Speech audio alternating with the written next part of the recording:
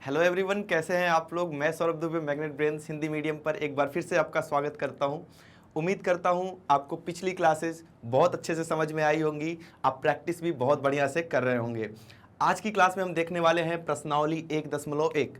थोड़ी सी बात मैं पिछली क्लास की बता देता हूँ। पिछली क्लास में हमने पढ़ा था परिमेय संख्याएं तथा अपरिमेय संख्याएं क्या होती हैं, अपरिमेय संख्याओं को वास्तविक संख्या रेखा पर कैसे निरूपित करते हैं। आज की क्लास में इन्हीं सब टॉपिक से रिलेटेड हम प्रश्नावली 1.2 देखने वाले हैं।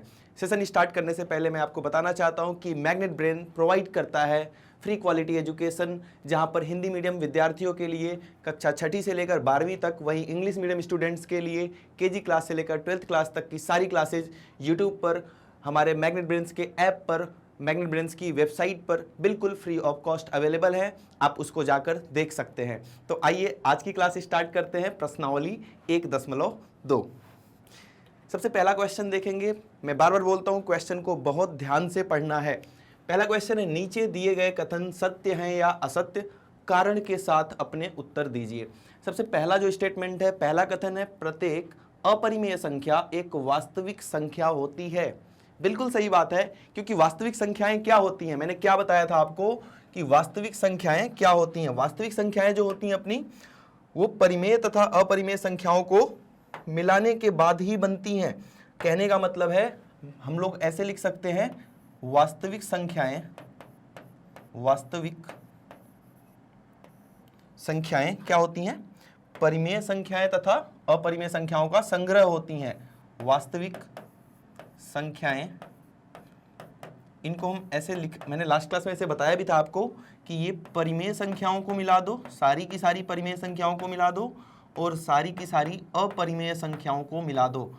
ये बात किसी भी बच्चे को भूलना नहीं चाहिए। सबको पता होना चाहिए कि वास्तविक संख्याएं क्या होती हैं। अपरिमेय संख्याओं तथा परिमेय संख्याओं के संग्रह को ही हम वास्तविक संख्याएं बोलते हैं।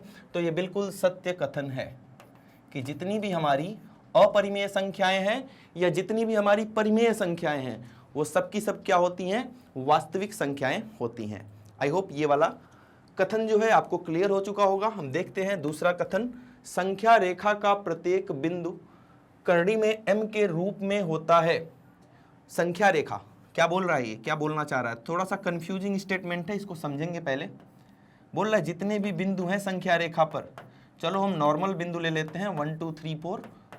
नॉर्मल क्यों बोल रहा हूं मैं, मतलब कि हम भिन्न को नहीं लेंगे, भिन्न को छोड़ो, अभी हम इन्हीं को देख लेते हैं। बोल रहा है संख्या रेखा पर ये जितने भी बिंदु हैं सबको हम अंडर रूट के फॉर्म में, करड़ी के फॉर्म में लिख सकते हैं।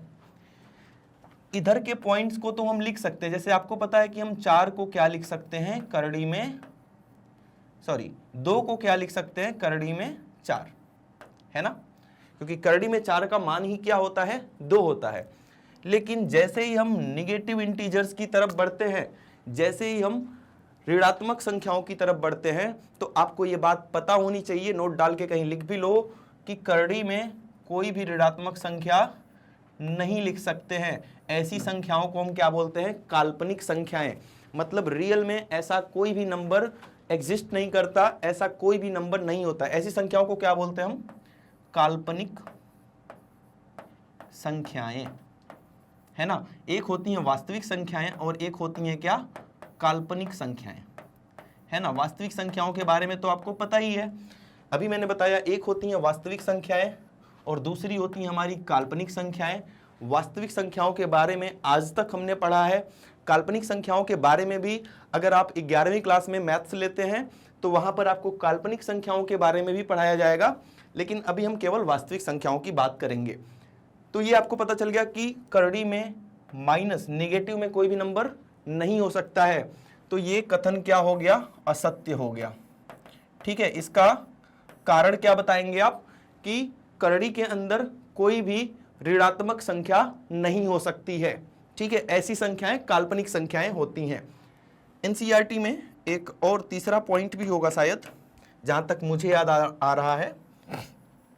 तीसरा पॉइंट ये था कि प्रत्येक वास्तविक संख्याएं अपरिमेय संख्याएं होती हैं। क्या ये बात सही है कि दुनिया में जितनी भी वास्तविक संख्याएं हैं वो सबकी सब अपरिमेय हैं?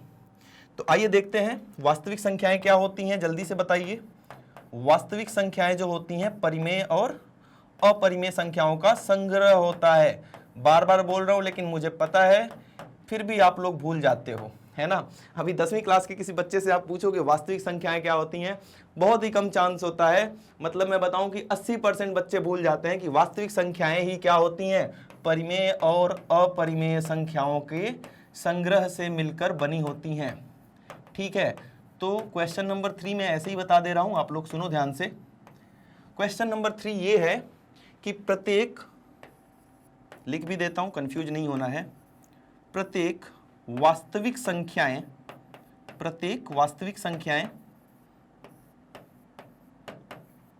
अपरिमेय संख्याएं होती हैं। प्रत्येक वास्तविक संख्याएं अपरिमेय संख्याएं होती हैं। जल्दी से कमेंट में बताओ आप कि ये सत्य है या असत्य है। अगर सत्य होगा तो टी लिख देना है, असत्य होगा तो एफ लिख देना है। प्रत्येक वास्तविक संख्याएं अपरिमेय संख्याएं होती हैं। जल्दी से लिखो, अपरिमेय संख्याएं होती हैं। मैं बार बार वीडियो को लाइक करने को तो नहीं बोलता हूं क्योंकि मेरा पूरा ध्यान पढ़ाने में होता है, क्योंकि चीज़ें आपको समझ में आनी चाहिए। तो बिना बोले ही आप वीडियो को लाइक कर दिया करो और चैनल को सब्सक्राइब नहीं किया तो सब्सक्राइब कर लो। ठीक है, तो प्रत्येक वास्तविक संख्याएं अपरिमेय संख्या, देखो जितनी भी वास्तविक संख्याएं हैं उसमें अपरिमेय तो होता ही है, साथ में परिमेय संख्याएं भी तो हैं। तो ये कथन तो असत्य हो गया, ये वाला कथन क्या हो गया, असत्य हो गया। सर असत्य क्यों हो गया? मैं एक वास्तविक संख्या लिख रहा हूं, जैसे मैंने लिख दिया 4 एक वास्तविक संख्या है, नो डाउट, लेकिन क्या ये अपरिमेय है? नहीं, ये तो परिमेय है।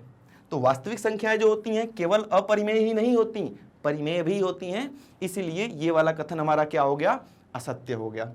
तो ये आपको क्लियर हो गया होगा, आप स्क्रीनशॉट लेना चाहें तो ले सकते हैं, ले लिया होगा आपने। चलिए बढ़ते हैं अपने नेक्स्ट क्वेश्चन की तरफ। क्वेश्चन नंबर 2, प्रश्न संख्या 2 क्या है, क्या सभी धनात्मक पूर्णांकों के वर्गमूल अपरिमेय होते हैं? आइए देखते हैं। कुछ धनात्मक पूर्णांक लिख देता हूं मैं, जैसे मैंने लिख दिया करड़ी में 1, करड़ी में 2, करड़ी में 3, करड़ी में 4, 5, 6। अभी मैं सिखा दूंगा आपको, टेंशन नहीं लेने का। आप मैग्नेट ब्रेन्स पर हैं तो टेंशन की कोई बात ही नहीं है। आइए देखते हैं, मैंने कुछ धनात्मक पूर्णांक लिखे हैं और उसको करड़ी में लिख दिया है, क्योंकि बोल रहा है कि क्या सभी धनात्मक पूर्णांकों के वर्गमूल, वर्गमूल का ही मतलब क्या हो गया कि उस संख्या को आप करड़ी में लिखेंगे। आइए देखते हैं, इसका वर्गमूल तो 1 हो गया। बोल रहा है सारे के सारे अपरिमेय होते हैं क्या? नहीं, 1 क्या है, एक परिमेय संख्या है, क्योंकि हम 1 को 1/1 के रूप में लिख सकते हैं। ये क्या है, ये तो अपरिमेय है। अपरिमेय को मैं लिख देता हूं, चलो अपरिमेय ही लिखूंगा, और क्या लिखूंगा, अपरिमेय को तो भाई अपरिमेय ही लिखेंगे। करड़ी में 3 भी क्या हो गया, अपरिमेय। करड़ी में 4, करड़ी में 4 का मान अगर आप निकालते हो तो कितना आता है, 2 आता है, तो ये भी क्या हो गया, एक परिमेय संख्या। करड़ी में 5 अपरिमेय होता है, करड़ी में 6 भी अपरिमेय होता है। मुझे कैसे पता चल गया कि करड़ी में 6 एक अपरिमेय संख्या है, करड़ी में 8 एक अपरिमेय संख्या है, वहीं करड़ी में 9 जिसका मान 3 होता है, ये एक परिमेय संख्या है।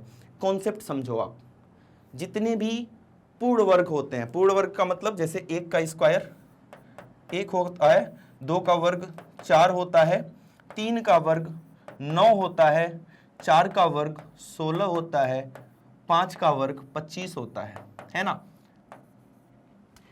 अब जैसे मैंने लाइन से लिखा है 1 2 3 4, इसमें जहां भी ये संख्याएं आएंगी, जैसे अगर मैं पूछूं करड़ी में 16 जिसका मान 4 आता है, तो आपके एग्जाम में ऐसे क्वेश्चंस डेफिनेटली आते हैं, निश्चित रूप से आते हैं। आपसे पूछा जाएगा कि बताइए कि करड़ी में 16 एक परिमेय संख्या है या अपरिमेय।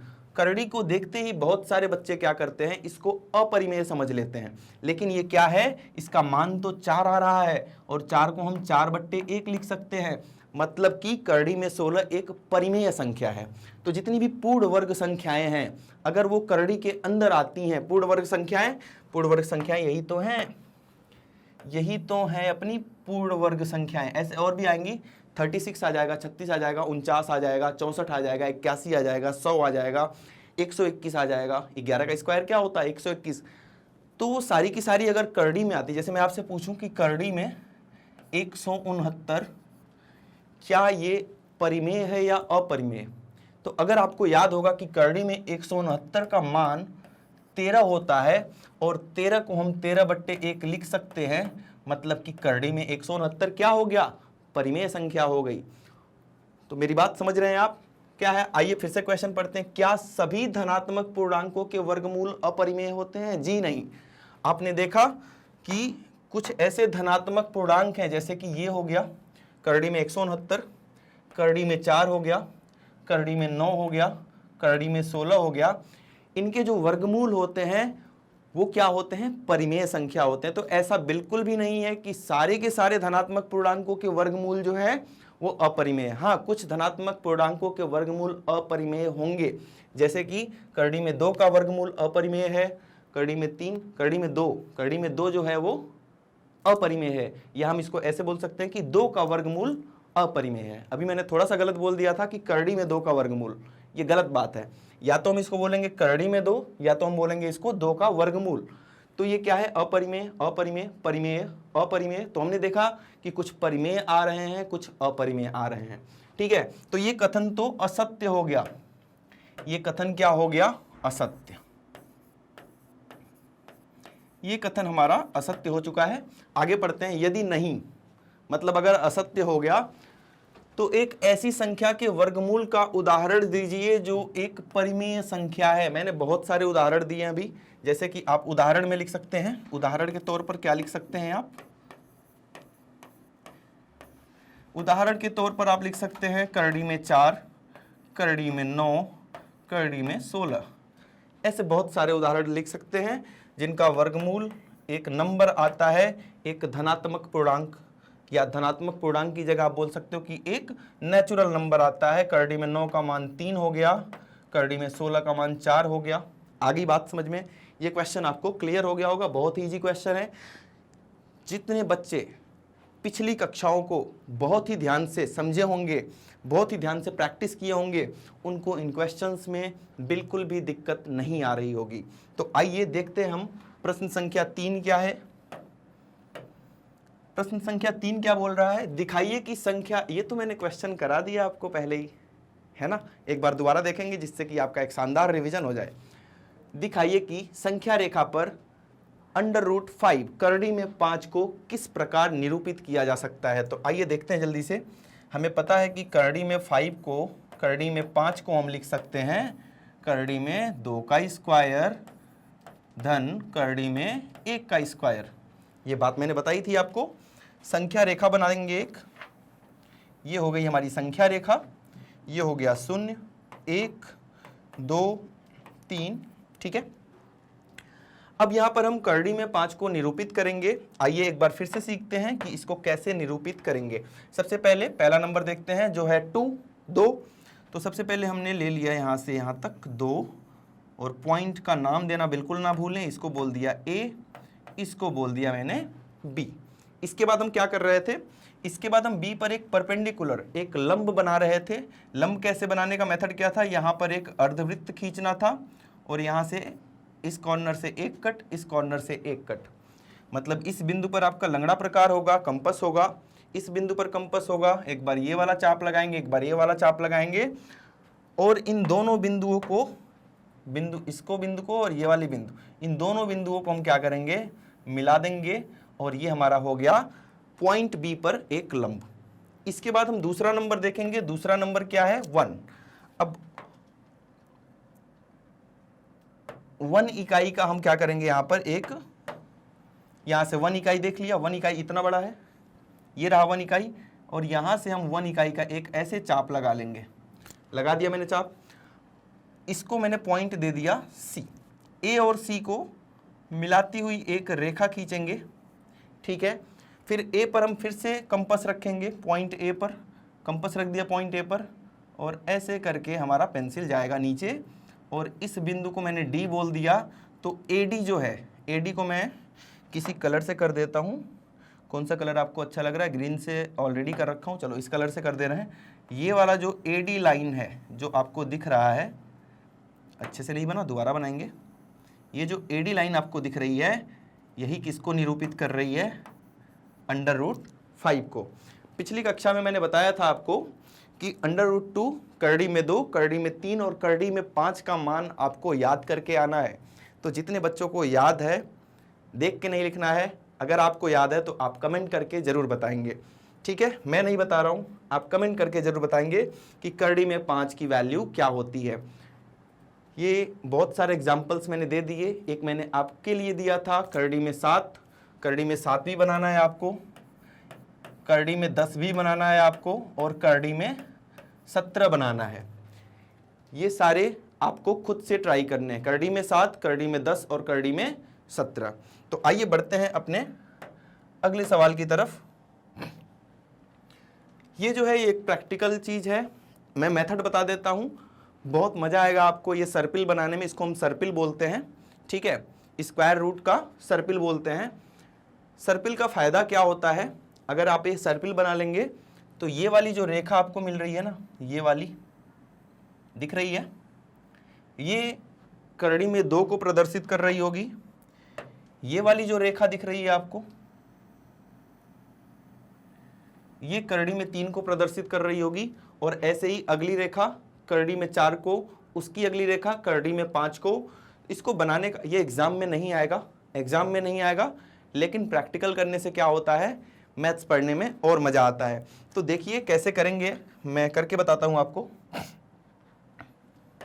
सबसे पहले आपको एक पॉइंट लेना है, सबसे पहले आपको एक बिंदु ले लेना है, इस बिंदु को बोल दिया O।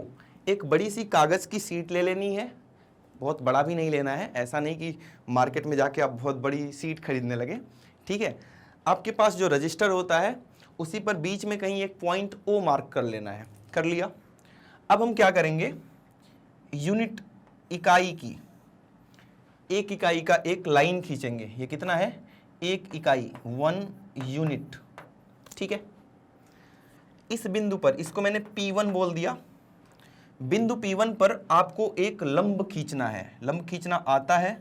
यहाँ पे पहला कट 60 डिग्री का, दूसरा कट 120 डिग्री का, और ये अपना ऐसे लंब हो जाता है, छोटी क्लासेज में आपने पढ़ा है, ठीक है।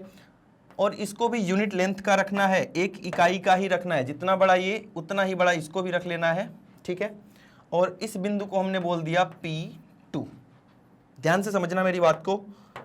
अब हम क्या करेंगे, O को और P2 को मिला लेंगे और इसकी OP2 की लेंथ क्या हो जाएगी, करड़ी में 2। क्यों हो रही है करड़ी में 2, ऐसा क्यों हो रहा है, मैथ्स में क्यों जानना बहुत जरूरी है। ऐसा नहीं है ना कि कोई जादू हो गया, अपने आप ये करड़ी में 2 हो गया, कोई ना कोई रीजन होगा। आइए देखते हैं। आपको एक समकोण त्रिभुज दिख रहा है, ये इस समकोण त्रिभुज को मैं यहां पे बना देता हूं, ठीक है। ये 1 इकाई का है, ये भी 1 इकाई का है। इसकी लेंथ मैंने बोला कि ये अपने आप √2 का हो जाएगा, करड़ी में 2 का हो जाएगा। इसमें आप पाइथागोरस थ्योरम लगाओ। ABC लिख देता हूं मैं, ABC। AC का स्क्वायर क्या होता है, AB का स्क्वायर जमा BC का स्क्वायर। ये तो आपको आता ही है, 8वीं क्लास में भी पढ़ा है, पिछली क्लास में भी मैंने बताया था। AB की वैल्यू क्या है, 1 का स्क्वायर करेंगे, और BC का मान क्या है, 1 का वर्ग करेंगे। 1 और 1 कितना हो गया, 2। कहने का मतलब है AC स्क्वायर का मान कितना आ रहा है, 2 आ रहा है। और आपको पता होगा कि जब स्क्वायर को, जब वर्ग को हम उधर ट्रांसफर करते हैं, बराबर चिन्ह के उधर भेजते हैं, तो क्या बन जाता है, करड़ी का चिन्ह बन जाता है। तो AC का मान कितना हो जाएगा, जब स्क्वायर ये वाला वर्ग इधर जाएगा तो ये बन जाएगा करड़ी में 2। तो इसीलिए AC का मान क्या आ गया, करड़ी में 2। अब हम आगे भी ऐसे ही करेंगे। अब इस वाले पॉइंट पर, पॉइंट P2 पर एक लंब खींचेंगे। लंब खींचना मैंने आपको ऑलरेडी बता दिया है, ऐसा वाला लंब खींचेंगे, खींच दिया। और यहाँ पर यूनिट लेंथ का एक कट लगाएंगे और इसको हम बोल देंगे P3। और फिर से हम इसको पॉइंट O से ज्वाइन करेंगे। अब इसकी लेंथ क्या हो जाएगी, करड़ी में 3। ऐसे ही आप P3 पर एक लंब खींचेंगे, है ना, इसको यूनिट लेंथ का कट लगाएंगे, इसको हम बोल देंगे P4। आप इसको इससे ज्वाइन करेंगे तो इसकी लेंथ क्या हो रही होगी, करड़ी में 4। दोबारा आप इस पे एक लंब खींचेंगे, लंब का मतलब यहाँ 90 अंश का कोण बनना चाहिए। यूनिट लेंथ पे कट लगाएंगे, यूनिट लेंथ का मतलब एक इकाई क्या है, यही वाली लेंथ, यहाँ से ऐसे कट लगा देना है। इसको हमने बोल दिया P5O को, पॉइंट O को P5 से मिला देंगे तो इसकी लेंथ क्या हो जाएगी, करड़ी में 5।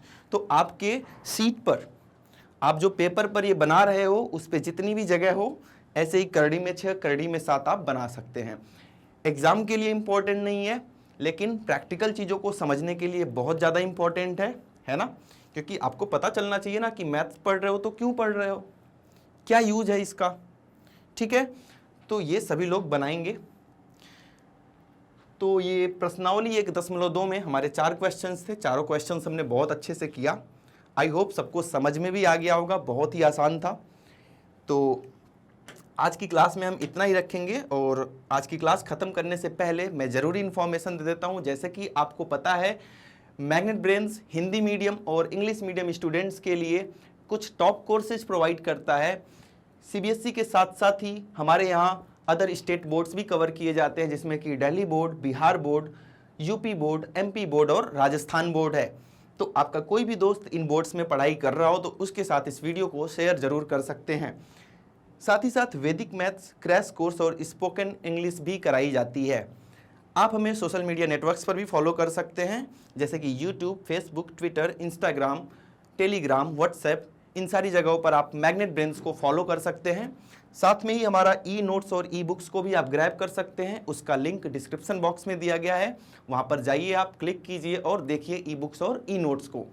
तो आज की क्लास में बच्चों इतना ही था, मिलते हैं अगली क्लास में। मुझे बहुत मज़ा आ रहा है पढ़ाने में, आपको मुझसे पढ़ने में कैसा लग रहा है कमेंट करके आप ज़रूर बताएं।